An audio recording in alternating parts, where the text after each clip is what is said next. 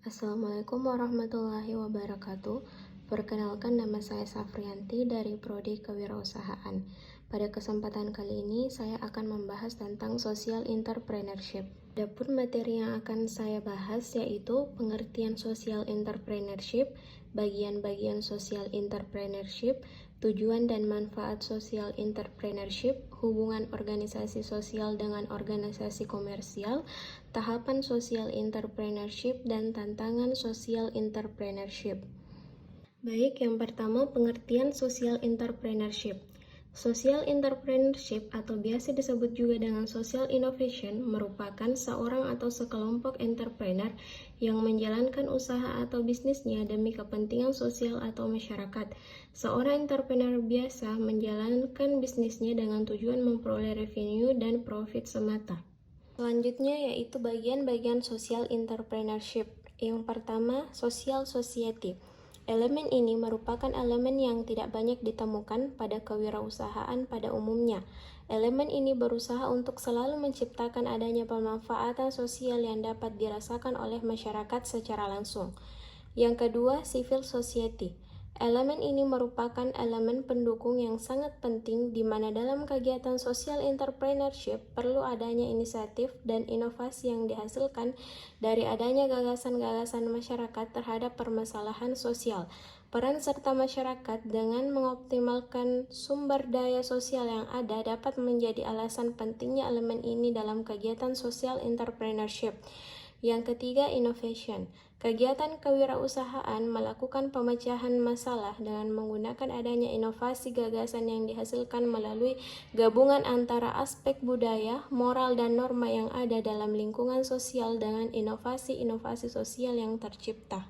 Yang keempat, economic activity. Bentuk kewirausahaan harus mampu menyeimbangkan antara kegiatan ekonomi dengan kegiatan sosial.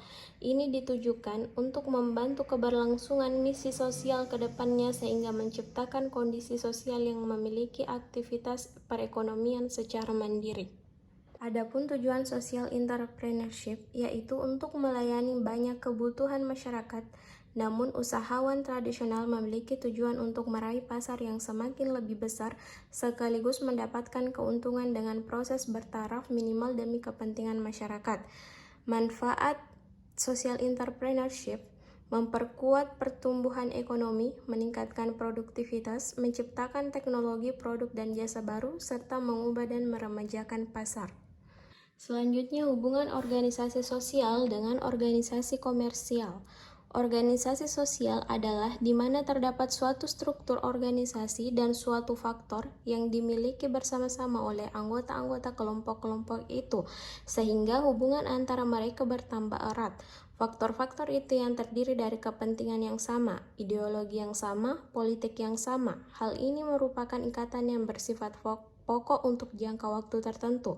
Sementara itu, organisasi non-profit atau komersial adalah suatu organisasi yang bertujuan pokok untuk mendukung suatu perihal atau isu dalam menarik perhatian publik untuk suatu tujuan yang tidak komersil, tanpa ada perhatian terhadap hal-hal apapun terkait laba atau untung atau yang bersifat moneter.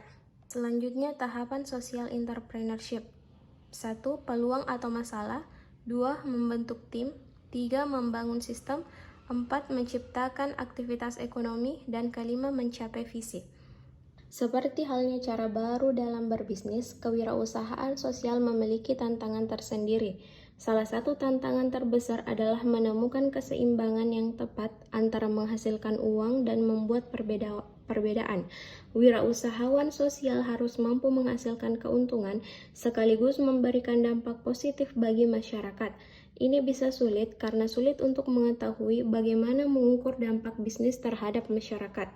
Tantangan lainnya adalah menemukan sumber daya yang tepat untuk membantu kesuksesan bisnis. Pengusaha sosial seringkali perlu menemukan cara untuk mengakses modal, keahlian, dan sumber daya lainnya untuk membantu bisnis mereka tumbuh dan sukses. Ini bisa sulit karena banyak sumber pendanaan dan dukungan tradisional tidak tersedia bagi wirausahawan sosial. Jadi itulah tadi materi yang sempat saya paparkan. Terima kasih atas perhatiannya. Lebih dan kurangnya mohon dimaafkan. Assalamualaikum warahmatullahi wabarakatuh.